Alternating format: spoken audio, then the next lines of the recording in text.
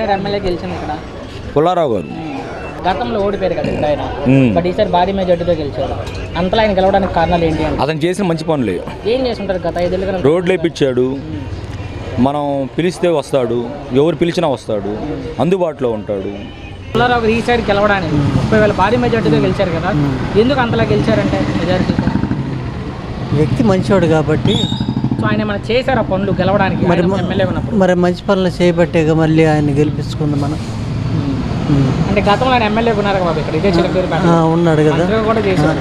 ఏం పనులు చేసి ఉంటారు 5 ఏళ్లలో? మనకు మంచి పనులే చేశాడు. ఓకే, అంటే చిలకలూరిపేటలో చిలకలూరిపేట అయింది, మాకు కూడా మంచి పనులే చేశాడు. ఏం చేసి ఉంటారంట పనులు అనేవి కదా? రోడ్లు కానీ కలవర్తులు కానీ ఏమైనా మాకు మంచి పనులే చేశాడు. పుల్లారావు గారు గెలిచారు కదా ఇక్కడ, ఆయన గెలిపిన ఎలా చూస్తారు? గతంలో ఆయన ఓడిపోయారు, ఈసారి మాత్రం గెలిచారు. ఊహించారు ఆయన గెలిపిన? గెలుపు బాగానే ఉంటుంది, ఊహించుకున్నాం, నెమ్మదిగానే ఉంటుంది, ఇబ్బంది లేదులే. కానీ భారీ మెజార్టీతో గెలిచారు సార్ ఆయన గెలుపు కల కారణాలు అంటే ఏం చెప్తారు? కారణాలు అంతా మంచి పనులు చేయడానికి ప్రభుత్వం ఉన్నంతకాలం మాకు ఇక్కడేం ప్రాడేం లేదు. ఇప్పుడు కూడా నెంబర్ 1గానే ఉంటుంది. అంటే గతంలో ఆయన మంత్రిగా కూడా ఉన్నప్పుడు మంచి పనులు చేస్తుంటారు ఈ పేటలో. పేటలో మాకు చాలా అభివృద్ధి, ఆయన వచ్చిన తర్వాత అభివృద్ధి అయింది, లేదా పేట లేదు అంతకుముందు. ఏం చేస్తుంటారు? చేశాడు, నాకు చదువు లేదు కానీ వాస్తవంగా చిలకలూరిపేట అభివృద్ధి అవ్వడం కారణం ఆయనే. ప్రజలకు తెలియజేద్దాం మీ ద్వారా ఏమేం చేశారు 5 ఏళ్లలో, గత 5 ఏళ్ళలో మంచి పనులు చేశాడు అంటలా, అన్ని మంచి పనులే.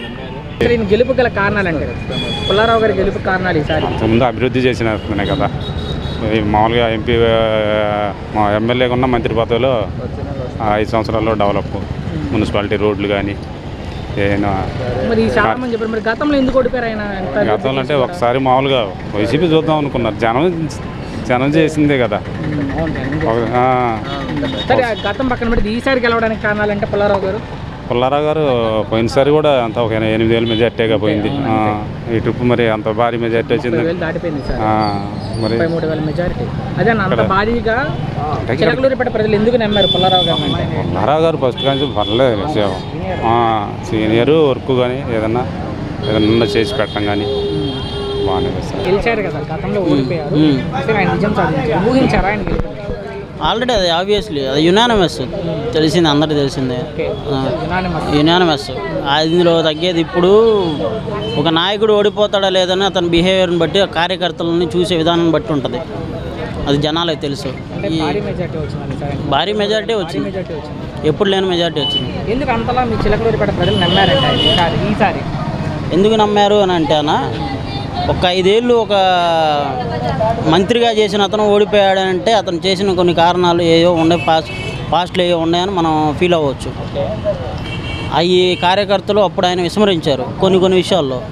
కానీ ఒక నాయకుడు ఎలాంటి వాడు అనేది ఒక అభివృద్ధి పరంగా కుర్రోళ్ళు కానీ ఎవరైనా సరే చదువుకున్నవాడు నాకు ఉద్యోగం కావాలనుకుంటాడు, నా ఊరు అభివృద్ధి చెందాలనుకుంటాడు, నాకు మంచినీళ్ళు కావాలనుకుంటాడు, నాకు విద్యా వైద్యం అన్నీ బాగుండాలి అనుకుంటాడు.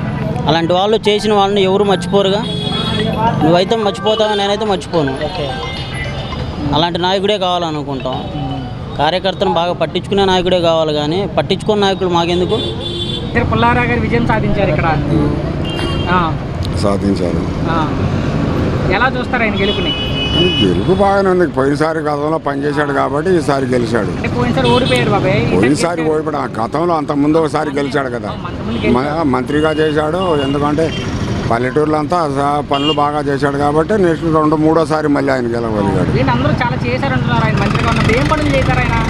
మంచి పనులు చేశారు చాలా మంది. మంచి పనులు ఏంటంటే మంచినీళ్ళ చెరువులు, ప్రతి ఊరికి సిమెంట్ రోడ్లు, డ్రైనేజీలు, రైతాంగానికి కావాల్సినటువంటి సమస్యల మీద బాగా పనిచేశాడు. మరి సార్ 33,000 భారీ మెజార్టీ వచ్చింది బాబాయ్. చిలకలూరిపేటలో గతంలో ఎప్పుడు లేదు వాళ్ళ మెజార్టీ. ఎందుకంటే కావాలి క్యాండిడేట్, మంచి క్యాండిడేట్ అందరికీ కలిసి ఉంటాడనే దాంతోనే కదా. ఎందుకంటే వివాదాలకి ఎక్కడ తావు లేకుండా ఆయన బ్రహ్మాండంగా చేశాడు కాబట్టి ఇవాళ గెలవగలిగాడు. ఈసారి ఎవరు గెలిచారు ఇక్కడ ఎమ్మెల్యేగా? పచ్చిపాటి పుల్లారావు గారు విజయం సాధించారు. ఊహించారా ఆయన గెలుపుని? ఆయన గెలుపుని ఊహించారా అంటున్నా ముందే? ఊహించలా, కానీ ప్రజలు నిర్ణయించిన ప్రకారం ఆయన గెలిచాడు. ఇంత భారీ మెజార్టీ వస్తుందని అనుకున్నారా? అనుకోవాలా, ఏదో కొద్ది గొప్ప మెజార్టీ వస్తుంది అనుకున్నాం. ఆయన గెలుపు కారణాలంటే ఏం చెప్తారు? ఆయన గెలుపు కారణాలంటే ఈ రాష్ట్రం మొత్తం కూడా ప్రజల్లో ఒక రకమైన మార్పు వచ్చింది కాబట్టి గెలిపించారు, ప్రజలే గెలిపించారు. చిలకలూరిపేటలో ఎందుకు ప్రజలు అంతలా గెలిపించారు అంటే పుల్లారావు గారిని? ఎందుకంటే బాబు గారు సూపర్ 6 పథకాలు ప్రకటించాడు కదా, జగన్ గారు అమ్మఒడి, విద్యా దీవెన, వసతి దీవెన ఈ ఒక్కొక్కళ్ళకే ఇచ్చాడు. బాబు గారు ముగ్గురికి ఇస్తానన్నాడు, ఎంతమందికైనా ఇస్తానన్నాడు. మరి జనం ఏమైనా ఆశపడ్డారేమో, ఈయన ఒక్కళ్ళకే ఇచ్చాడు, ఆయన వస్తే అందరికి ఇస్తారని. అది మహిళలందరికీ 18 సంవత్సరాలు నిండిన ప్రతి ఒక్కళ్ళకి 1500 ఇస్తానన్నాడు, రైతులకు 20,000 ఇస్తానన్నాడు, 3 సిలిండర్లు ఇస్తానన్నాడు, ఉచిత బస్సు అన్నాడు, 20 లక్షల ఉద్యోగాలు అన్నాడు, మెగా డిఎస్సి అన్నాడు. ఏమో ఈ పథకాలు ఏమన్నా అట్రాక్ట్ చేసినాయి ఏమో. పనితనం బాగుంటుందండి, ప్రజలు నమ్ముతారు. ఆయన చేస్తారు కదా, అన్ని అభివృద్ధి మొత్తం అభివృద్ధి జరుగుతుంది మన ఊళ్ళో. మరి టీడీపీ పార్టీ విజయానికి కారణాలు ఏంటి? టీడీపీ పార్టీ మొత్తంగా గుంటూరు కావచ్చు, స్టేట్ అంతా టీడీపీ కూటమి జనసేన బీజేపీ కూటమి 104 సీట్లు గెలవడానికి కారణం ఏంటంటే?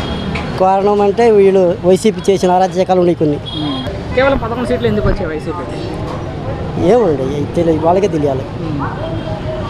మీ అబ్జర్వేషన్ మీరు మా అబ్జర్వేషన్ అయితే మనకేం తెలియదు, అది రాజకీయాలు. ఓకే, అంటే ఈవీఎం లేదు ట్యాంపర్ చేశారని ఆరోపణ. ఈవీఎం లేదు డ్యాంపర్ చేస్తారు. మన వైసీపీ వచ్చినప్పుడు అప్పుడు డ్యాంపర్ చేసినట్టేగా. వాళ్ళు గెలిచినప్పుడు వీళ్ళు చెప్తారు, వీళ్ళు గెలిచినప్పుడు వాళ్ళు చెప్తుంటారు, అంతే. మరి ఎలా ఉండొచ్చు అన్న రానున్న రోజుల్లో? రానున్న రోజు అయితే చంద్రబాబు నాయుడు ప్రభుత్వం బాగుంటుంది. చంద్రబాబు నాయుడు 5 ఏళ్ళు 10 పనులు చేసినా కూడా ఆ రాజకీయాలు లేవు. వైసీపీ ఒక 5 సంవత్సరాలు రాగానే రాజకీయాలు జనాలు చూశారు కదా జనాలు. ఈసారి కూడా బాగానే ఉంటుంది, బాగానే ఉంటుంది, వస్తాయి. ఏంటి ఆయన విజయ రహస్యం ఏంటి అంటే మీరు అబ్జర్వ్ చేసిన కానీ మీకు తెలిసింది కానీ? ఏముంది, అందులో ఉంటాడు. కాస్త ఆయన పార్టీకి సంబంధం లేకుండా ఆయన గెలిపిస్తూనే ఉన్నారు ప్రజలు, ఎందుకని? ఆయన పార్టీకి సంబంధం లేకుండా పనులు చేస్తాడు. సార్ అడుగుతా సార్, మీరు 2 మాటలు ఎక్కువసేపు కాస్త లాస్ట్ కదా సార్ ఏముంటుంది ఇంతలాగా?